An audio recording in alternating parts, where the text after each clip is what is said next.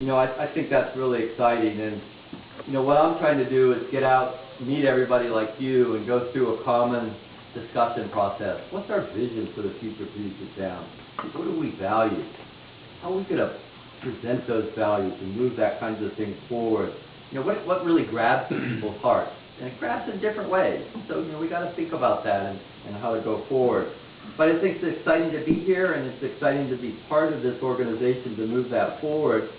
When I think of what we do, when somebody asks me, why should I care about people for Puget Sound? I think of these three things. It's because we're focused on restoring clean water. You've got to have that clean water.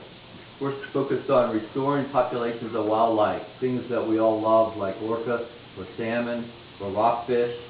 That healthy, what we see is the healthy Puget Sound. And also for restoring that healthy Puget Sound that's so important for people's livelihood.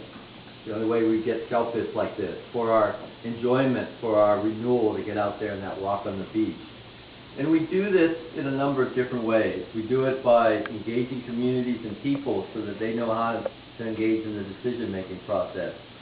We engage it by holding ourselves and our governmental officials accountable for the commitments they make. And I'll talk a little bit in a few minutes about the shoreline management planning process, and that's part of that. We also do it by trying to build that constituency that's there to really move these things forward. And I know many of you are involved in that on the kind of the future for Bainbridge here.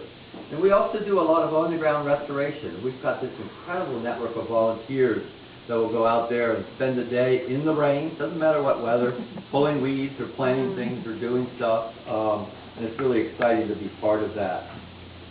But tonight I wanted to talk a little bit about some of what we're doing, helping some of you that are here in the room, here in Bainbridge. And I think, back in the 90s, the state came through and passed a law saying, or actually the citizens came through and passed a law saying, we care about shoreline. Shoreline is so important for the long-term health of the Sound.